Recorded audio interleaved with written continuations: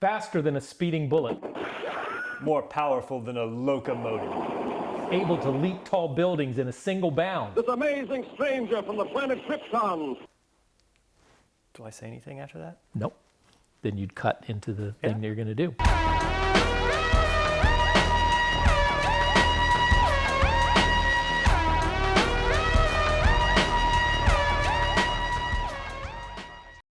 Welcome, world, internet, people of Earth. I guess we're not people of Earth. We've done that one. No, we're still here. We're just not sure anyone outside is receiving us. Foolish humans. Oh, yes, Kodos. Earth is now ripe for the plucking.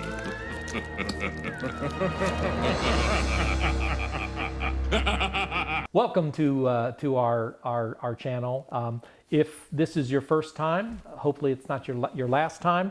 We're not going to go into a lot about why we do this, other than what makes us different as far as a movie podcast is I'm Big Paul, this is Little Paul, father and son, boomer, millennial. One man, one decision, one desire. That, and we're actually authorities on film. Check, please. So we hope that what happens with this is that you come away with this, a gem, a jewel, a movie you've never heard of, you never thought about, and we have fun, and we're just doing what you do anyway, sitting around. You know, when you and I go to the movies, what do we do on the way back?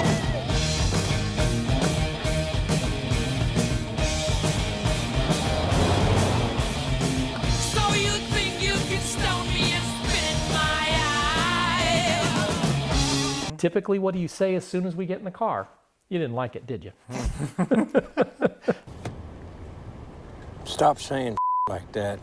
It's unprofessional. And sort of the centerpiece of this episode is what we call the sevens. And it is where we're going to count up the top 7 films on a certain, maybe quirky kind of list. I don't know what he has on his list. He doesn't know what I have to wait, and I'm hearing what comes out of his mouth the same time you are. Tell me, I want to know, I truly do.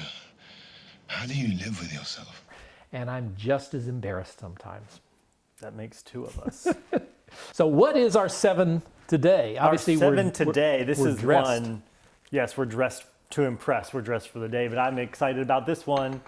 It is our favorite comic book movie adaptations. Bum, bum, bum.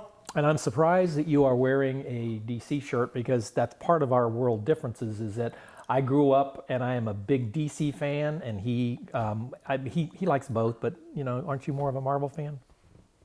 As far as movies go? I think even back as a little kid, I was always a little bit more Marvel than DC, but I don't think that I'm honestly not a person where I hate either of them. I give you a hard time, but I love them both. And there's reasons why I enjoy both of them. I think our love of comic books, and we both have quite a few. I grew up in it was a different time period kind of stuff. And what I like about comic books. I was never a big group fan, like Justice League or X-Men or whatever. You know, that typically if you have a superhero, you have to have some kind of a threat to that. And if you have 5 superheroes together, then you have to have an even bigger threat. And that never appealed to me. I was always more in terms of the individuals.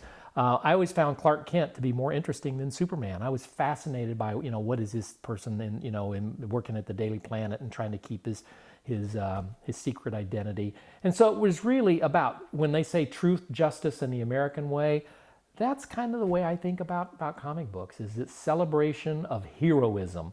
And it's not all dark and twisty sometimes as I think that comic books have become. But, yeah, I get what you're saying. I think that's just changing of the times a little bit. But I think now it could use some of that, wholesome stuff. Yeah. Bring it back around. All right. Hey, want to hear the most annoying sound in the world? I think it's my turn to go first, so I'm going to start off with my number 7. He doesn't know what it is, but my number 7 is Batman. Okay, I know you're shocked. Whoa! Which one? Yes, which of the hundreds of films? It's actually, I'm going to start with the 1989 Batman that that I will tell you, growing up on Batman back in the 1966 version with Adam West, and there's a soft spot in my heart for that. But you know, comic books were really dark. Batman was a dark character. Now, I tell you, when they announced that Keaton was going to be Batman, the world lost its mind. We didn't have the internet back then, but it would have broke the internet, because they thought, oh no, now it's just going to be a comedy, you know, because Keaton was a comedian, and it turned out that it was, for that time, was dark. And then you had Jack Nicholson chewing up all the scenery. What I liked about it is it was a perfect reflection of what the character was during the 80s, and it was more dark kind of stuff. And you had Prince. I mean, oh my goodness, the soundtrack, and you got Prince. I remember it. Yeah. I used to have it. It's like a circle case. Bust a Move. Yeah, it was just, so and I will tell you, it was such a phenomenon. And I don't know that we have phenomenon movies like that anymore, where it's like everybody is like wrapped around the theater. You don't think so? Well, I think they've chopped up theaters so much, so now they don't have to be walking around the corner, because there's 14 screens. They're going to get everybody in there. Well, I don't think people realize, too, that movies release in America the day before they release. Yeah, you've told me that before. So, but it was an event. And then everywhere you go, you would see people with Batman T-shirts and everything, all the products that came out with it. Didn't you say you went to like some party or something? You dressed up as Batman for that or something like that? And you and your friends? When the movie first came out, and you were just a little thing. Yeah. Folks in my office, I dressed up as the Joker, and other folks, you know, and we actually wore our costumes to the movie theater. And this was in Texas.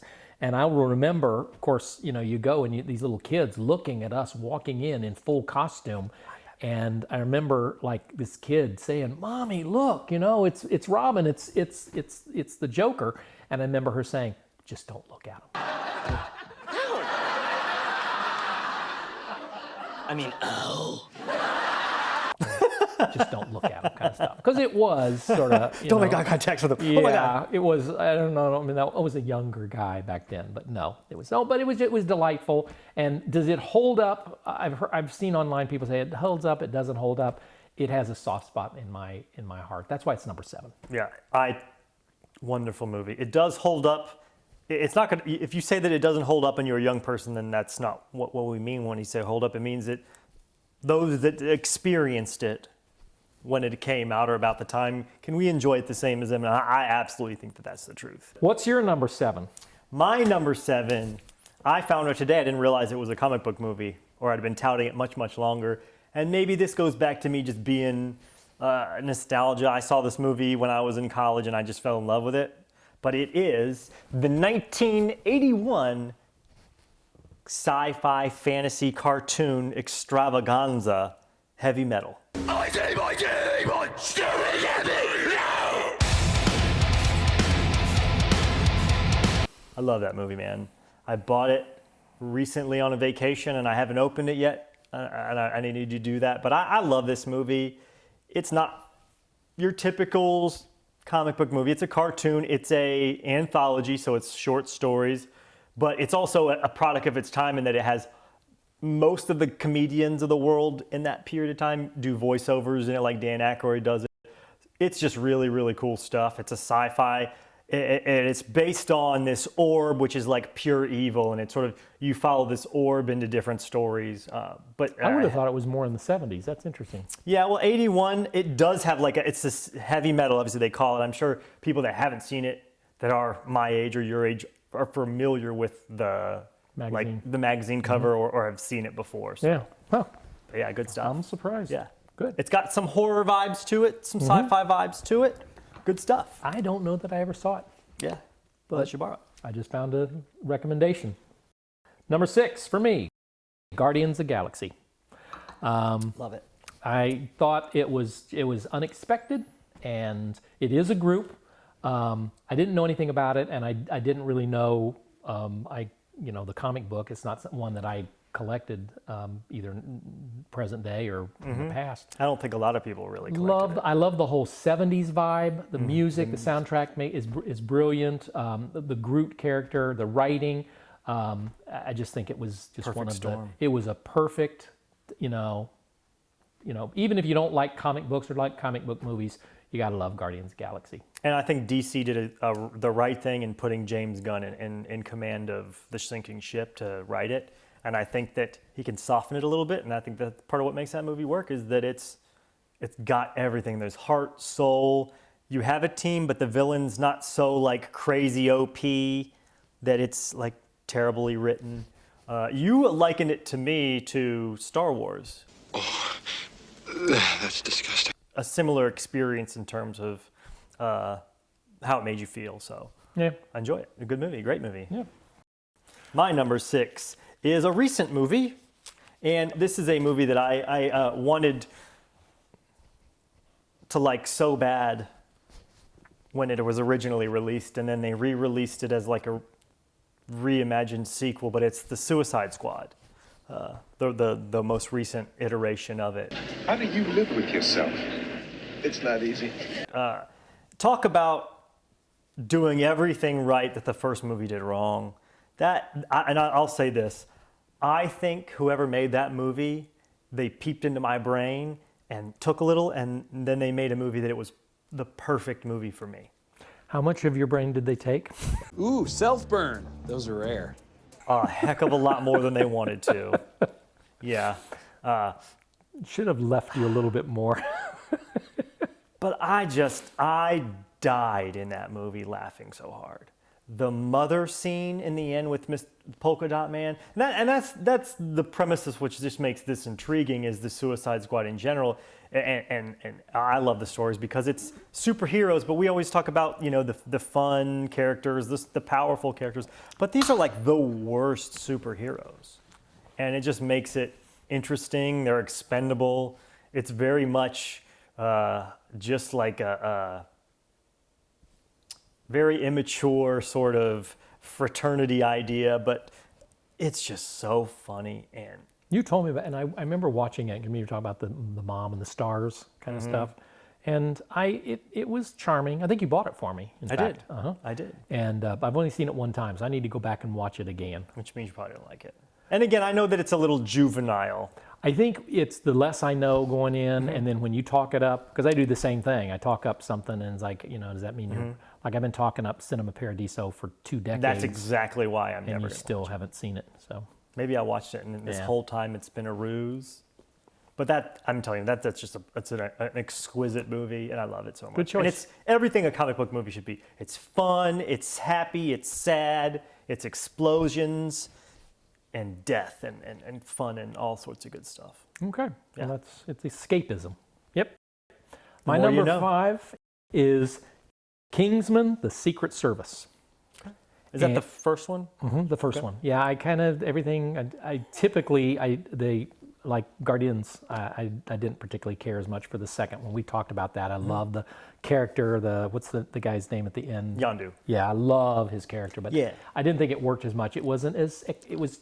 I like things to be unexpected, Yeah. and I didn't read the Kingsman comic series, but it was just a delightful. It's sort of a mashup of spies and superheroes, and the casting was great, and you know, the scene in the bar. Do you know what that means? Then let me teach you a lesson.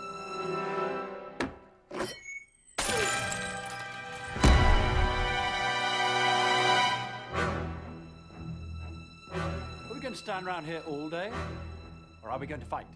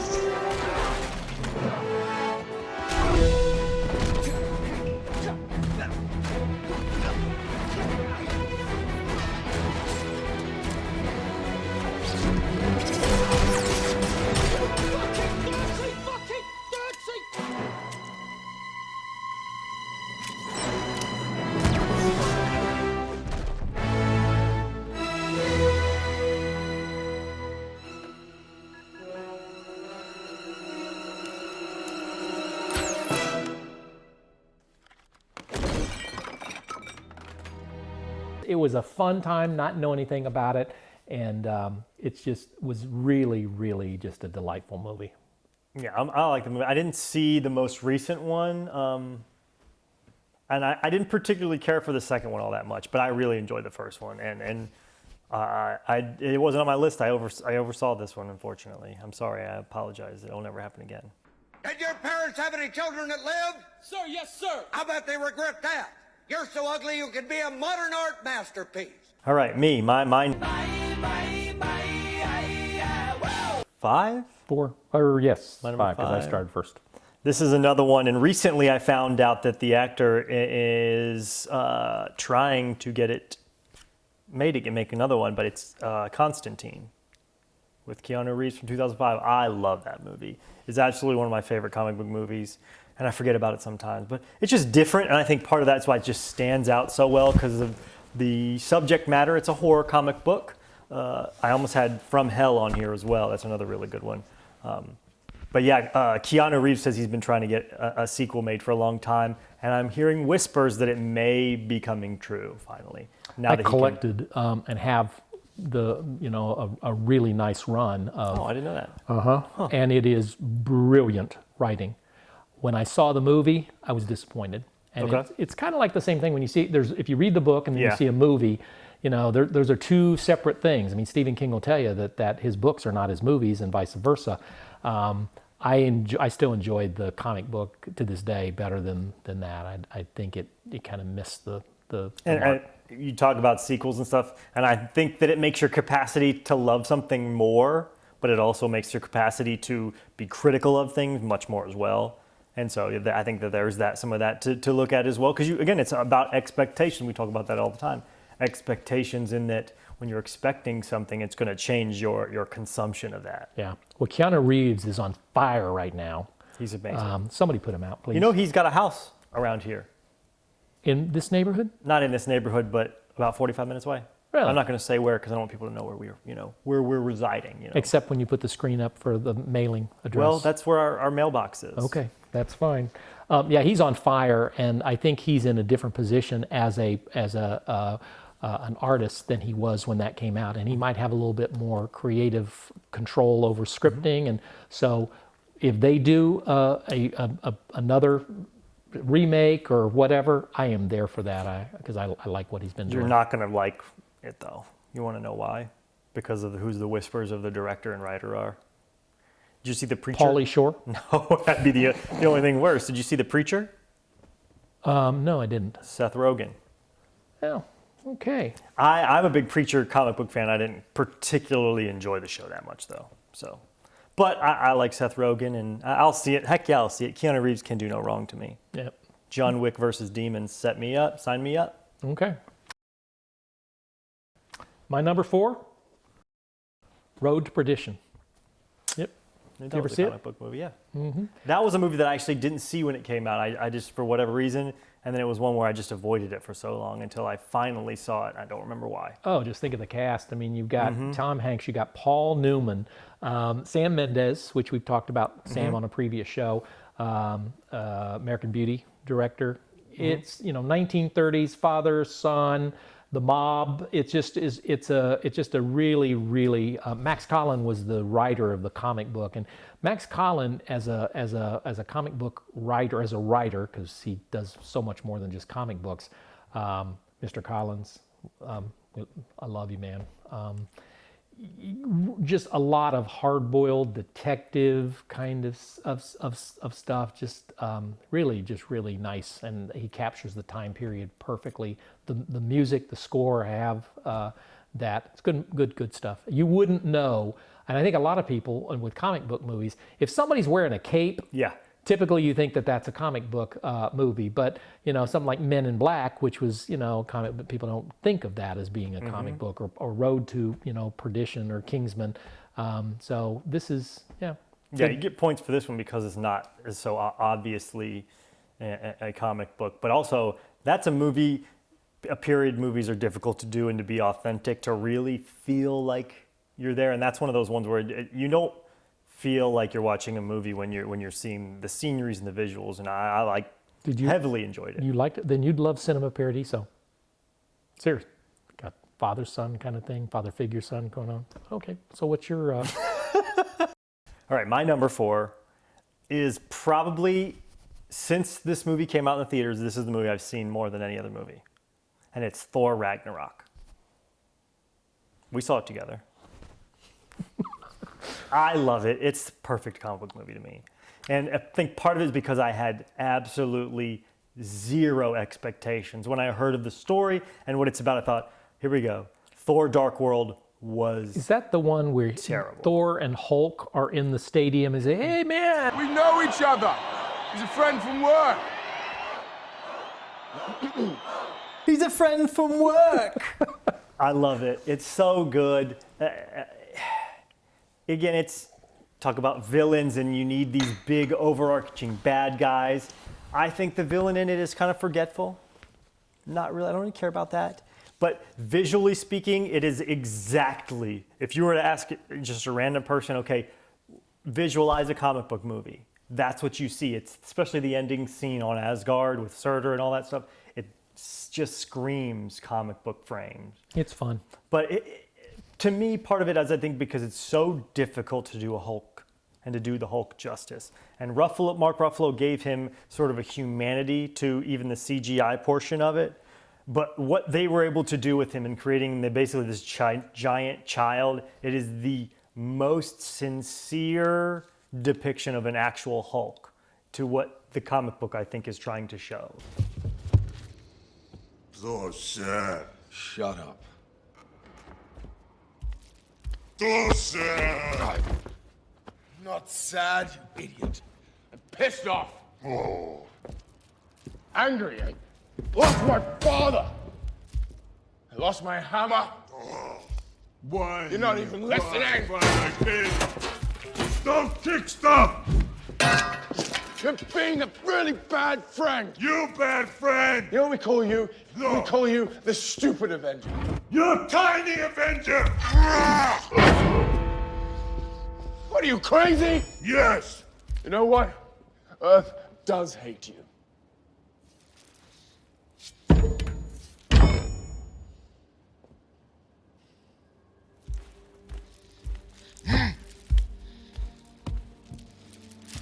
Like this is who he would be if the Hulk was a real person. And it's a buddy cop drama, really. Yeah. I love it.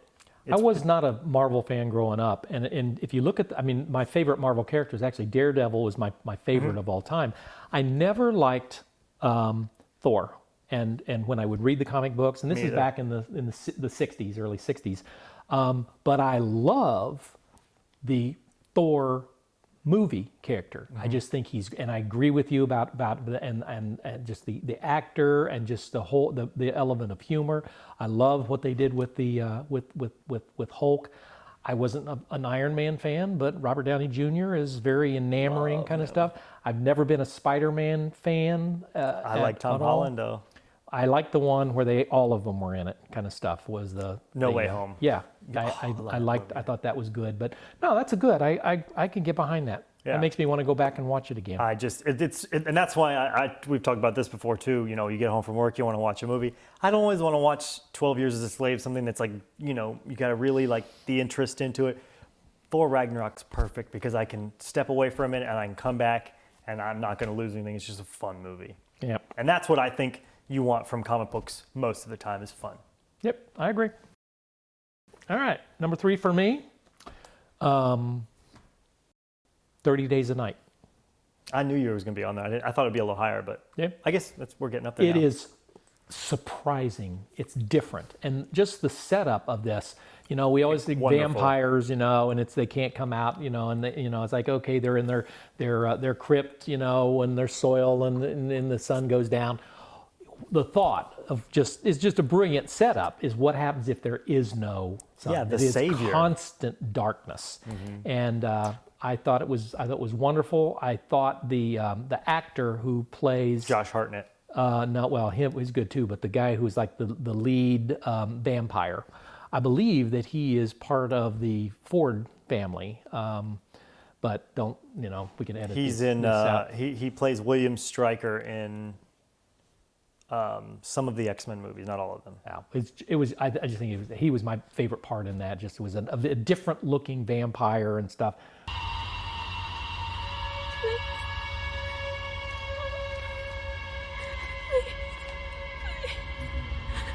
Please, God, please.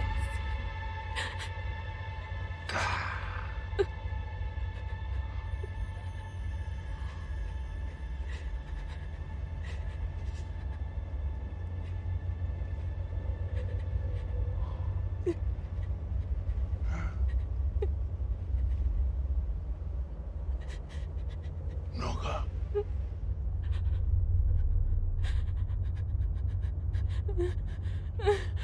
Just great, just a wonderful time. If you haven't seen it, please, get a copy of that. One of the best vampire movies ever done, and also one of the best comic book. And most people don't know it was a comic book. Big fan of Ben Foster as a character actor. He's one of my favorites. Yes. Helen, get the first aid kit.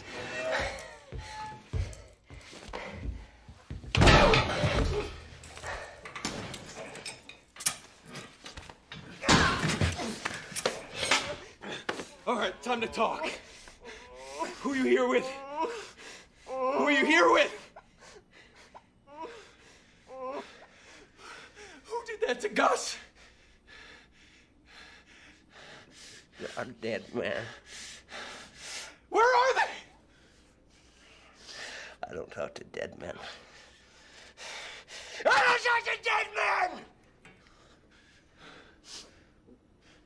Well, if I'm dead, no one lets you loose from here. You're all dead.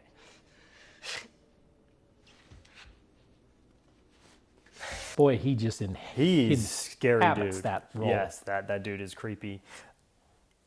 If there's if I could go back in time and find a concept that I could steal that I'm mad that someone else has, Yes. this is it right Yeah. here. The concept of you're in Alaska or wherever I guess they are, where the sun doesn't go down. How awesome and how much fun you could just have with that. And I think just that alone is awesome. It is very good. It's different horror for me. It's more of an action movie to me, Yeah. but I like it. All right, so number 3. My number 3. Yes. Have you done your number 3 yet? I did. That was your number 3? 30. Okay, my number 3 is Batman. 1989. No. Please do not lie. 2022. The Batman. The Batman. I really enjoyed this movie. Now, I'll say this. I was a little disappointed coming away with the theater because of my expectations going into it, but I reframed my expectations and saw it again, and I could not have been happier. I didn't expect the detective aspect of the comic book. It's not a superhero movie in that Batman's flying around kicking people a lot. There's fight scenes in it again, but I think it's the most realistic perspective on Batman, right? And Robert Pattinson just nails this. I was one of the few people that wasn't worried when I heard about it. Same thing happened when Heath Ledger was cast. People were like, wait, what? Yeah. And then he flipping nailed the dang thing. It killed him. He nailed it so well. This is the same kind of deal where he just nailed it. And it's just a brilliant movie even without the Batman aspect of it. But the cast, Colin Farrell in it, is completely unrecognizable. I think they're doing a movie or a TV show right now with him because of that. It's based on the Penguin character. Are you El Rata Alada? El Rata Alada? Yeah, rat with wings, a stool pigeon. That's not you. The symbol's in the maze right here. It says you are El Rata Alada. You are El Rata, it says that? Why? You got something to tell us? Yeah! It's like the worst Spanish I ever heard. What? It's La Rata. What is this, Riddler, stupid or something? Jesus, look at you two. World's greatest detectives. Am I the only one here knows the difference between L and La? Jesus. No habla español, fellas? Do me a favor, shithead. Shut up. You think he made a mistake? He hasn't made mistakes. A rat with wings. You know what that sounds like to me? A friggin' bat. Huh? You ever think of that? El Rata. Barry Keoghan's going to be the Joker. I mean, he's only in it like a part of it. But Paul Dano, repping Paul for life. Paul Dano you want to be on the show, you have a lifetime opportunity to do so. You bought this for me. I know. For, was it Christmas? Something. Or something like that. Something or another. And that's why it's my number 2. And you remember you saying to me, Oh, it's your number 2? It is. Oh, that's the next one you're going to do. Yeah. So way to segue. Yeah, it's what you said to me was it's really more of a detective story, a mystery, which makes sense because growing up you had the Batman comic book and you had the detective comic book, and they both starred Batman, but detective was really more about him using his skills to solve, And that crimes. to me is Batman. That is his superpower is that the His fact, intellect. Yeah, Yes. and being crime fight, So yes, I watched it and I thought this is really, really good. I totally agree with you. Absolutely. Yeah. And it gave me chills watching that first trailer. From your secret friend. Underneath the bridge, Who? Topper sprung a leak, and the animals I've trapped Having a clue. all become my pet. Let's play a game. Just me and you. Any of this mean anything to you? That is the best cut trailer I've ever seen. That is the best use of a song that people know, even if they don't know Nirvana. It was beautifully shot. Jeffrey Wright's voice over top of it was the perfect time. And then you hear Paul Dano start speaking, and I immediately can tell Paul Dano's wearing a mask because of how his voice, it sent chills up my spine. And that trailer release is one of the reasons why we're doing what we're doing now. Because that's one of the reasons that really made me want to start doing this, was to talk about that. So what's your number 2? What's my number 2? Yeah. What was your number? My number 3 was 30 Days a Night, and my number 2 was Batman 2022. What was your number 6? Was Guardians. My number 2. Guardians? Guardians of the Galaxy. Guardians of the Galaxy is the reason why I watch MCU movies. You told me about it. I remember at that point in my life, I cared not about the Marvel movies. In fact, I avidly avoided them because I did not care for them. I was still sort of in that, trying to be trendy and only watching indie movies, that sort of film cinema headspace. And I don't like that. Snobs, not me anymore. I got rid of that person. I grew out of it. Unfortunately for me, that is. But this is the movie that really hooked me back in, and I saw it, and I remember I watched that movie. That was all I watched for 2 or 3 days, and I had it on a Netflix disc, if you remember what that is, many, many moon ago. But you had just saw it. You told me how the Star Wars thing that it reminds you of, and then I saw it, and then I realized I wanted more. I had to have more. It was like a drug almost. I'm gonna tell you something about me, Joe Rogan, that you might not know. I smoke rocks. And that's when I went and saw the Iron Man movies. And then I saw the Avengers movies. And then I got hooked. And now, you know me, I'm there the day before. First taste is free. Yeah, you come back, let me get a little bit more. And now it's the day the movie comes out, I feel like I have to go or I'm missing out. Well, good. Yeah. But for all the reasons we discussed earlier, though, it's fun, it's heartwarming, it's well acted, well casted, beautifully written, the people care, bada bing, bada bang, bada boom. My number 1 is the greatest comic book movie ever made. It is the greatest superhero movie ever made. Ah, green! Wow. I know, right? And it's not Teenage Mutant Turtles Secret of the Ooze. No, that's a good one too, though. 1978, You Will Believe a Man Can Fly. Christopher Reeves and Superman. And it was a revelation. The one in 78, they thought, this is not my Superman kind of stuff. So the 78 was a perfect reflection of the comic books that I grew up. And that was why it was so. All of a sudden now I'm a grown man, but I'm a child again watching this thing. I remember watching the black and white and then became color TV series. This was, my inner child was just geeking out. And it holds up too. And it's one of these movies that I think the best superhero movies you cry at, because it's about heroism. And so you felt that with that, and it is the greatest one that's ever been made. It will never be topped. We could do, and I've threatened that we'll do an entire episode of convincing the planet that it is the finest superhero movie ever made. What you just said is one of the most insanely idiotic things I have ever heard. At no point in your rambling, incoherent response were you even close to anything that could be considered a rational thought. Everyone in this room is now dumber for having listened to it. I award you no points, and may God have mercy on your soul. And that's all I'm going to say. Okay. Nicolas Cage sitting there. Please don't do that to me. Fortunately for me, fortunately for you, I've already used it. All right.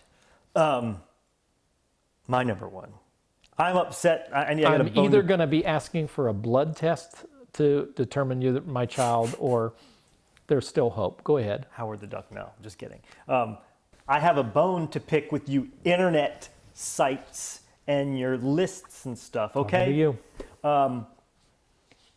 I did my list or whatever. I wanted to go look and see that, I didn't miss anything. And I'm going to tell you right now, Spider-Man Into the Spider-Verse is not the best comic book movie ever made. It ain't the best 5 comic book movies ever made. It ain't the best 10 comic book movies ever made. It ain't the best 20, 30.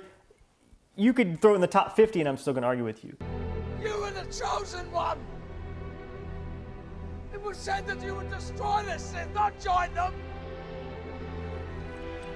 Bring balance to the Force, not leave it in darkness! No. Just no. I didn't like it. Furthermore, the first Black Panther movie is a terrible movie. I love Black Panther. I got confused as a kid with him in Batman, so I love Black Panther. I've read more Black Panther than most people have. That's a bad Black Panther movie. If you want to see a better one, just move to the second one. It is so much better. That can maybe be in the top 10 comic book movies ever made. But I digress. I'm going to go to number 1 now. Excuse me, I had to take a number 2 on their lists. He's right. This is an important achievement for 2 reasons. Number 1, and of course number 2. Oh, clever! Playing on the use of cardinal numbers as euphemisms for bodily functions. All right, number 1. I'm scared. Make it stop. Part of what makes comic book movies bad is origin stories and gatekeeping, right? You have people that have expectations with Superman and Batman and Spider-Man and Captain America and Thor because of the stories that they've been in, but there's not a whole lot of pre-existing notions for the greatest comic book ever made and the greatest comic book movie ever made, which is The Watchmen. I'm not a Zack Snyder fan for the most part, so it took me a while to even give in to myself to say that this is the best comic book movie ever made, but I think it is. It's just the visuals, the characters, the casting, Jackie Earl Haley. Hey, Rorschach. Hey, you're pretty famous, right? Hey, you know what? I'm pretty famous, too. Ain't that right? That's right. That's right. You know, maybe I can give you an autograph, huh? What you say, big boy?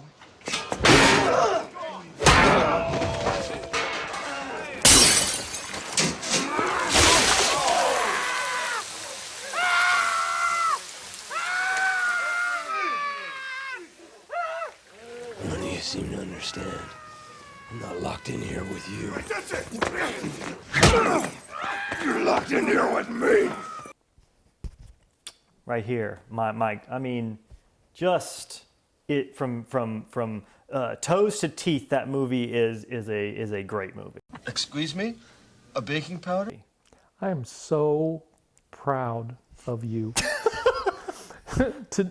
I'm so that it wasn't an MCU you're my movie? son. And the cat's in the cradle and a silver spoon. Little boy blue and the man on the moon. When you're coming home, Dad, I don't know when. We'll get together then, son. You You know we'll have a good time then. It's You Are My Son. Not. It is, in my opinion, the greatest graphic novel ever done, and it was unfilmable. I mean, for years, like there's nobody could ever make a movie out of it. I remember you talking about They it. did, and it's not perfect. I think the comic book is better than the movie, but you're exactly right. I didn't put it on there. I thought about putting it on there. It's a little bleaker, I think, than you might enjoy, but that's okay. Well, Alan Moore is that's the person that got me back into comic books in the 80s. And I was collecting all the stuff when I was a kid, but not reading it because it wasn't holding up. And the guy in the comic book store said to me, "Y'all buying these old comic books, you don't ever get anything new." And I said, "I'm really not into comic books." And he said, "Well, let me show you something." And it was, Frank Miller and him, yeah, both of those fellas right there. Yeah, that's brilliant. I'm really proud of you for that. So. I like the casting. Billy Crudup in it. Did you watch the HBO series at all? I tried. I didn't hate it. I just didn't quite understand it. I didn't have enough time to sort of digest it, and then I kind of forgot about it. But I recently, doing this list, I thought, I was like, oh crap, I forgot about the show. Is there an extended version of the Watchmen? Yes. It's like 4 hours long. Maybe I need to do that. Oh, I love it. That's great. Well, that's wonderful. I'm really. I mean, that's. I'm so proud of you. But it's the generic part of it. Is you're not worried about Superman having to fight. What's the guy's name? Lex Luthor? No, the other guy that killed him. That killed Superman? Mm-hmm. Oh, Doomsday. Doomsday. But you don't have all those things that you have to get worried of. We don't have to, every time a Spider-Man movie gets recast, we got to see him get bit by the spider. We need to see that. Yeah. And that's why I like this. It's just the different. beauty of the Watchmen is that first of all, it is a group. But what Alan Moore did was, what if it was that superheroes really did exist? Mm-hmm. And we wouldn't trust them at all. Mm-hmm. You think they're going to be looking through the door, when you're dressing and undressing, and they're all powerful. And so it really was a kind of a wonderful, and it's juxtaposed with politics, and it's brilliant. What was good and evil too at the end, because come to find out the villain is not really a villain at all, but it's all who watches watch. But I just love the theme there that they hook you on at the end, and Rorschach just being like, I can't sit back. That's not who I am. Yeah, the structure of that comic book was every other issue was an origin story. And it was like, it's dense. Mm-hmm. I love that, and this been fun. And part of the reason why I kicked off with the being the bone to pick is because I saw list after list rate this movie in the 50s, and that made me so mad. And why it is actually because Rotten Tomatoes. Rotten Tomatoes wasn't as popular back then, so it has older movies are going to have lower scores. You know what really grinds my gears? You, America. You. Well, we hope you found some gems or jewels. You might, go and pick up something that you've never seen before. 30 Days and Nights, Road to Perdition kind of stuff. Go back and revisit The Watchmen.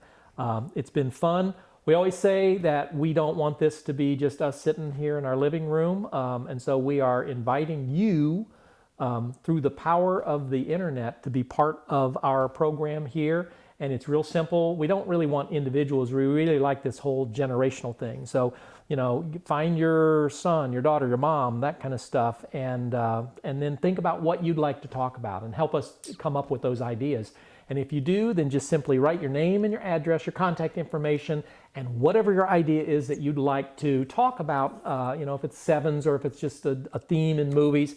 And if you'll just write that, we have the address to mail that on the screen. Affix that to the top of a case of Verner's Ginger Ale. Mail it to us, and we will get back with you. We're going to start having people on the show and looking at those entries, and shoot us some ideas. What you think about the show? What are your top comic book movies? We're really interested in that, and maybe you can help us find a gem, something we've not seen. So we'll see you at the movies. The more you know.